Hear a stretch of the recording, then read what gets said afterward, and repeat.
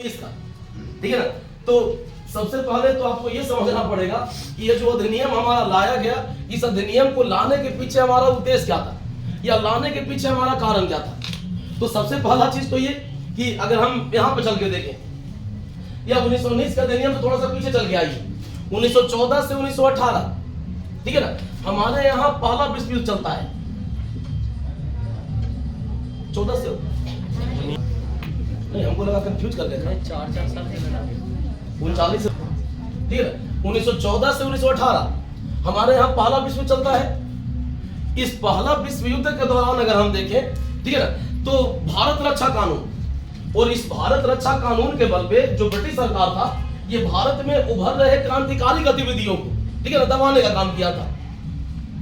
इसी समय अगर हम बात करें तो लोकमान्य तिलक हो गए, एनी बेसेंट हो गई, ठीक है ना। इन लोग के माध्यम से क्या हुआ, एक होम रूल लीग आंदोलन चलाया गया, ठीक है ना। और ऊपर से अगर हम चल के देखें तो 1917 तक आते आते जब हमको ये लगने लगा कि अब जो पहला विश्व युद्ध है हमारा ये खत्म हो जाएगा, और जब पहला विश्व युद्ध खत्म हो जाएगा अब हम ये बता रहे थे कि 1916 के आसपास अगर हम देखें तो होम रूल लीग आंदोलन का चलता है लोकमान्य तिलक और एनी बेसेंट के नेतृत्व में, ठीक है ना।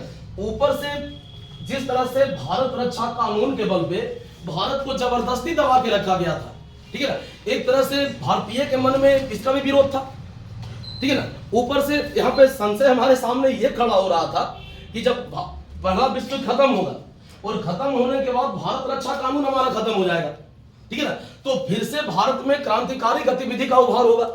इसी दौरान यहाँ पे क्या होता है कि सेडिशन कमेटी का गठन होता है सर सिडनी रोनल्ड की अध्यक्षता में, ठीक है ना। और इसके बाद जो प्रतिक्रिया होता है उस प्रतिक्रिया के तौर पर अगर हम देखें, ठीक है ना, तो इसके विरोध में भी भारत में एक मूवमेंट शुरू हो जाता है। मतलब इस समय तक, जिस समय का हम बात कर रहे हैं, उस समय का जो भारत का राजनीतिक वातावरण था एकदम उत्तेजनापूर्ण हो चुका था, ठीक है ना। और इस उत्तेजनापूर्ण वातावरण को अगर शांत करना था, ठीक है ना, तो कहीं ना कहीं सुधार का चारा फेंकना जरूरी था। और इसी उत्तेजना को शांत करने के लिए 1919 के सुधार अधिनियम के तौर पर भारत सरकार के द्वारा या कह लीजिए ब्रिटिश सरकार के द्वारा सुधार का एक चारा फेंका गया, ठीक है ना।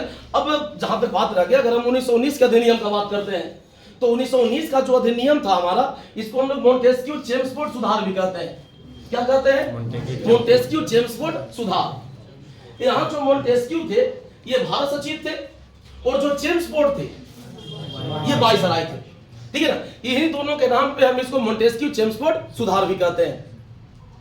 अब अगर हम यहां से आगे बढ़ के देखें, ठीक है ना, तो ये जो अधिनियम है हमारा, इस अधिनियम में पहला बात, ठीक है ना भाई, स्पष्ट रूप से उत्तरदायी शासन शब्द का प्रयोग किया गया। किस शब्द का? उत्तरदायी शासन। उत्तरदायी शासन कहने का मतलब ये होता है कि भारत का जो शासन होगा ये धीरे धीरे क्रमिक तौर पर, ठीक है ना, मतलब भारतीयों को सौंप दिया जाएगा। मतलब शासन चलाने का जो दायित्व है हमारा, ये दायित्व किसको सौंप दिया जाएगा? निर्वाचित प्रतिनिधियों को, ठीक है ना। और ये जो व्यवस्था हमारा निर्मित हुआ, इसी व्यवस्था को मतलब यहाँ पे स्पष्ट तौर पर लिखा गया। मतलब उत्तरदायी शासन शब्द का सबसे पहले अगर कहीं प्रयोग हुआ तो भारत सरकार अधिनियम 1919 में हुआ, ठीक है ना। इस अधिनियम को अगर हम देखें तो इस अधिनियम में विशेषता क्या था, तो इस अधिनियम का अगर हम बात करें तो इस अधिनियम का सबसे बड़ा विशेषता ये था कि प्रशासन के विषय को दो सूची में बांटा गया। जो प्रशासन का विषय होता है उसको दो सूची में बांटा गया, पहला संघ सूची और दूसरा राज्य सूची। संघ सूची का जो विषय था हमारा, विधि बनाने का शक्ति संघ के पास, और राज्य सूची का जो विषय था हमारा, विधि बनाने का शक्ति राज्य के पास। लेकिन इस अधिनियम में राज्य सूची को अकेले नहीं रहने दिया गया, बल्कि जो राज्य सूची था हमारा इसको फिर से दो भाग में बांट दिया गया। पहला आरक्षित और दूसरा आंतरिक। यहां पे थोड़ा सा ध्यान दीजिएगा। देखिए भाई, प्रशासन का जितना भी विषय होता है, जैसे आपका प्रतिरक्षा हो गया, जैसे आपका विदेश कार्य हो गया, ठीक है ना, जैसे सार्वजनिक ऋण वगैरह हो गया, तो जो मेन विषय था, ठीक है ना, इसको संघ सूची में रखा गया। मतलब इस पर विधि बनाने का शक्ति किसके पास? संघ के पास, ठीक है ना। और जो छोटा मोटा विषय था हमारा, जैसे लोक स्वास्थ्य हो गया, स्थानीय स्वशासन हो गया, शिक्षा हो गया, स्वच्छता हो गया, पुलिस हो गया, भूमि हो गया, मतलब इस तरह का जो विषय था हमारा ये राज सूची के अंतर्गत रखा गया, ठीक है ना। और जो विषय राज सूची में रखा गया इसके उसको फिर से दो भाग में बांट दिया गया, आरक्षित और अंतरित, ठीक है ना। अगर हम आरक्षित विषय को बात करें तो आरक्षित विषय जो था हमारा ये राज सूची में जो अधिक महत्वपूर्ण विषय था, ठीक है ना, इसको आरक्षित कैटेगरी में रखा गया। और जो राज सूची में कम महत्वपूर्ण विषय था हमारा इसको अंतरित श्रेणी में शामिल किया गया, ठीक है ना। जैसे पुलिस हो गया, भू राजस्व हो गया, ठीक है ना। मतलब इस तरह का जो महत्वपूर्ण विषय था हमारा इसको कहां रखा गया, आरक्षित के सूची में। और जो कम महत्व का विषय था हमारा जैसे लोक स्वास्थ्य हो गया, शिक्षा हो गया, स्वच्छता हो गया, ठीक है ना, इस तरह का जो विषय था इसको अंतरित में रखा गया। अब यहां पे चीज और ध्यान दीजिएगा कि जो आरक्षित विषय था उस आरक्षित विषय पर विधि बनाने का कार्य किसको करना था, गवर्नर को, मतलब प्रांत के गवर्नर को, ठीक है ना। और ये जो प्रांत का गवर्नर जो विधि बनाता था ये एक पार्षद के सहयोग, परिषद के सहयोग से बनाता था। और इस परिषद का जो गठन होता था ये गठन भी कौन करता था, गवर्नर करता था, ठीक है ना। और अगर हम अंतरित विषय का बात करें तो अंतरित विषय के संबंध में जो विधि बनाने का शक्ति है ये किसको दिया गया, निर्वाचित प्रतिनिधि को,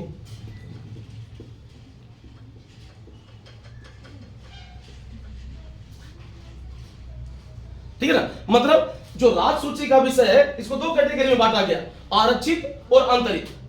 आरक्षित विषय पर विधि बनाने का शक्ति किसके पास, गवर्नर के पास।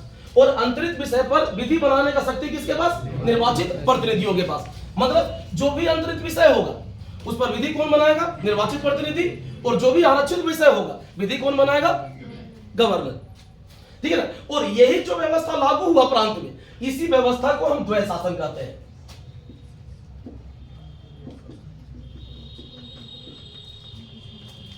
अंतरित को हस्तांतरित नहीं बोला जाता, ठीक है ना। तो अब अगर हम बात करें इस द्वैत शासन का तो द्वैत शासन कहने का हमारा मतलब यह होता है कि अगर एक ही क्षेत्र में एक ही समय में अगर दो वर्ग शासन करने वाला हो तो इसी को हम क्या कहते हैं, द्वैत शासन। देखिए ये है कौन, राज्य है, राज्य में शासन दो का, एक गवर्नर का और एक निर्वाचित प्रतिनिधि का, ठीक है ना। और ये जो व्यवस्था प्रांत में निर्मित हुआ हमारा इसी को हम कहते हैं कि प्रांत में इस अधिनियम के जरिए द्वैत शासन का शुरुआत हुआ, ठीक है ना। तो प्रांत में द्वैत शासन का लागू किया जाना इस अधिनियम का एक खास विशेषता था, ठीक है ना। अब चलिए यहां से आगे बढ़िए।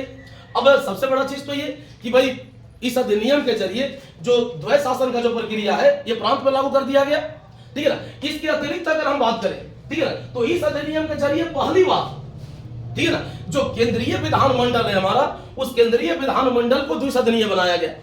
मतलब जो केंद्रीय, पहले हम ये बताते आए थे कि जो केंद्रीय विधानमंडल होता था उसका एक सदन होता था, ठीक है ना। इस अधिनियम में जो केंद्रीय विधानमंडल है हमारा इसको दो सदन वाला बनाया गया। एक सदन को हम कहेंगे राज्य परिषद और दूसरा को हम कहेंगे केंद्रीय विधानसभा।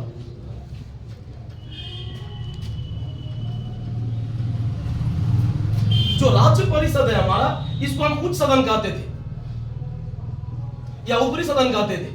और जो केंद्रीय विधानसभा था हमारा इसको क्या कहते थे, निम्न सदन या निचला सदन। अगर हम यहां पे बात करें, जैसे अगर हम राज्य परिषद का बात करें तो राज्य परिषद में जो सदस्य का संख्या रखा गया ये 60 रखा गया। इस 60 सदस्य में से अगर हम बात करें, ठीक है ना, तो 34 निर्वाचित और 26 मनोनीत, ठीक है ना। मतलब इसमें भी दो कैटेगरी बनाया गया, 34 और 26 का, ठीक है ना। और अगर हम केंद्रीय विधानसभा का बात करें तो केंद्रीय विधानसभा में टोटल 145 मेंबर रखा गया। 101 जो है हमारा ये ब्रिटिश भारत के प्रांतों के द्वारा निर्वाचित किया जाएगा और 41 जो है हमारा ये देशी रियासत के शासकों के द्वारा मनोनीत किया जाएगा। मतलब अगर हम यहां पे कहना चाहें कि 145 मेंबर में से 101 मेंबर निर्वाचित होना है और 104 मेंबर निर्वाचित होना है और 41 मेंबर मनोनीत होना है। यहां जो रखा गया 104 और 41 का रखा गया। 104 क्या होगा, निर्वाचित होगा, 41 क्या होगा, मनोनीत होगा, ठीक है ना। तो ये जो प्रोविजन रखा गया हमारा, ठीक है ना भाई। अब यहां से भी अगर हम आगे बढ़ के देखें तो सबसे बड़ा चीज तो ये कि जैसे आपको हम पहले बताते आए थे कि 1793 का जब अधिनियम हमारा लागू हुआ था, उस अधिनियम में प्रोविजन ये रखा गया था, ठीक है ना, कि उस अधिनियम में एक प्रोविजन हमारा ये था कि जैसे राज सचिव वगैरह या फिर जो भी गवर्नर जनरल का जो परिषद होता था, ठीक है ना, उस परिषद के मेंबर को जो वेतन मिलता था कहां से मिलता था? भारत कोष से, ठीक है ना, मतलब भारतीय राजस्व से, ठीक है ना। इस अधिनियम के जरिए आपका जो राज सचिव हो गया या गवर्नर जनरल का जो परिषद वगैरह हो गया, उसका जो वेतन है ये भारतीय कोष के बजाय, ठीक है ना, ब्रिटिश कोष से दिया जाने लगा। मतलब भाई जो व्यवस्था 1793 में शुरू हुआ, ठीक है ना, ये व्यवस्था 1919 में जाके समाप्त हो गया, ठीक है ना। इस अधिनियम का एक खास विशेषता और, तो इस अधिनियम के जरिए पहली बार, ठीक है ना, ब्रिटेन में या लंदन में अगर हम कह लें तो भारत के उच्चायुक्त का पद सृजित किया गया। मतलब भारत का जो हाई कमिश्नर है, उस हाई कमिश्नर का एक पद सृजित किया गया, कहां? लंदन में, ठीक है ना। और ये जो उच्चायुक्त का जो पद होता था हमारा, इस उच्चायुक्त को जो वेतन मिलता था ये भारतीय कोष से मिलता था, लेकिन ये काम कहां करता था? ब्रिटेन में, ठीक है ना। और अगर हम इसका बात करें, जो हाई कमिश्नर है हमारा, जो उच्चायुक्त है हमारा, ठीक है ना, इसको मतलब सेक्रेटरी ऑफ स्टेट या जो भारत का राज सचिव है हमारा, उस भारत के राज सचिव से कुछ शक्ति को लेके किसको सौंप दिया गया? भारत के उच्चायुक्त को, ठीक है ना। तो उच्चायुक्त का जो पद सृजित किया गया यह भी भारत सरकार अधिनियम 1919 में किया गया, ठीक है ना। इस अधिनियम का एक खास विशेषता और कि इस अधिनियम के जरिए अगर हम कहें तो केंद्रीय बजट को प्रांतीय बजट से अलग कर दिया गया। मतलब पहले केंद्र का बजट और प्रांत का बजट एक साथ पारित होता था, ठीक है ना। अब केंद्रीय बजट और प्रांतीय बजट दोनों को अलग अलग कर दिया गया, ठीक है ना। मतलब जो केंद्रीय बजट है हमारा वो केंद्र के द्वारा पारित होगा और जो प्रांत का बजट है हमारा, ठीक है ना, ये प्रांत के द्वारा पारित किया जाएगा। ऊपर से अगर हम चल के देखें तो 1919 के अधिनियम के जरिए अगर हम कहें, ठीक है ना, तो एक लोक सेवा आयोग के गठन का प्रोविजन किया गया, ठीक है ना। और इस लोक सेवा आयोग का जो गठन हुआ हमारे यहां ये जाके 1926 में हुआ, लेकिन इस लोक सेवा आयोग के गठन का जो प्रोविजन था हमारा, ये प्रोविजन भी भारत सरकार अधिनियम 1919 में ही रखा गया, ठीक है ना। ऊपर से अगर हम बात करें तो जैसे 1909 का अधिनियम पढ़ रहे थे आप, तो मुसलमान को एक पृथक निर्वाचक मंडल दिया गया, ठीक है ना। इस पृथक निर्वाचक मंडल के सिद्धांत का विस्तार हुआ यहां से, ठीक है ना। और ये अलग अलग वर्ग को, मतलब जो पृथक निर्वाचक मंडल है हमारा, ये अलग अलग वर्ग के लिए पृथक निर्वाचक मंडल का व्यवस्था किया गया। जैसे भारतीय ईसाइयों के लिए, पंजाब में सिखों के लिए, मद्रास प्रेसिडेंसी में अब ब्राह्मणों के लिए, आंग्ल भारतीयों के लिए, मतलब इस तरह का जो वर्ग था हमारा, इस तरह के वर्ग के लिए एक पृथक निर्वाचक मंडल के कंसेप्ट को रखा गया, ठीक है ना। तो कहने का मतलब ये कि अगर हम भारत सरकार अधिनियम 1919 को देखें तो इस अधिनियम का सबसे खास विशेषता कि पहला बार उत्तरदायी शासन शब्द का प्रयोग हुआ, ठीक है ना। और इसी अधिनियम के जरिए पहला बार अगर हम कहें तो प्रत्यक्ष निर्वाचन का जो प्रक्रिया है हमारा, ये प्रत्यक्ष निर्वाचन का प्रक्रिया प्रारंभ होता है, ठीक है ना। मतलब इससे पहले जो भी निर्वाचन हो रहा था, ठीक है ना, एक तरह से कह लीजिए प्रत्यक्ष हो रहा था, लेकिन इस अधिनियम में अगर हम कहें तो पहला बार प्रत्यक्ष निर्वाचन का जो प्रारंभ है हमारा, आप उसका प्रारंभ देख सकते हैं। मतलब ये जो भारत सरकार अधिनियम 1919 बना हमारा, ये कई मायनों में अलग था, ठीक है ना। और यही अगर हम बात करें कि 1917 में अगर हम देखें तो सबसे बड़ा चीज क्या हुआ कि जब इस सुधार का घोषणा किया गया, ठीक है ना, तो इस सुधार के घोषणा को लेके 1918 में जो सुरेंद्रनाथ बनर्जी है हमारे, ठीक है ना, ये भारतीय राष्ट्रीय कांग्रेस से अलग होके भारतीय उदारवादी संघ का स्थापना कर लेते हैं। मतलब इस अधिनियम में जो सुधार का जो प्रोविजन लागू किया गया, जो प्रक्रिया बताया गया, मतलब कांग्रेस में दो तरह का वर्ग उभर गया, एक वर्ग जो इसका समर्थन करेगा और दूसरा वर्ग जो इसका विरोध करेगा, ठीक है ना। तो समर्थन करने वाला जो वर्ग, जो विरोध करने वाला वर्ग था हमारा, वो तो विरोध कर ही रहा था, और जो कांग्रेस का जो मुख्य धड़ा था, ठीक है ना, ये विरोध कर रहा था इसका, लेकिन कांग्रेस का एक धड़ा ऐसा भी था, ठीक है ना, जो इस अधिनियम का सपोर्ट करने वाला था। और सपोर्ट करने वाला में अगर हम बात करें तो सबसे पहला नाम किसका? सुरेंद्रनाथ बनर्जी का। और यही सुरेंद्रनाथ बनर्जी जो है ना, ये 1918 में अगर हम देखें तो भारतीय उदारवादी संघ के नाम से कांग्रेस से अलग होकर एक नया संगठन का स्थापना कर लेते हैं, ठीक है ना। और इसी को अगर हम कहें तो कांग्रेस का दूसरा विभाजन कहा जाता है, मतलब कांग्रेस का दूसरा विभाजन जो हुआ ये किस अधिनियम को लेके हुआ? 1919 के अधिनियम को लेके।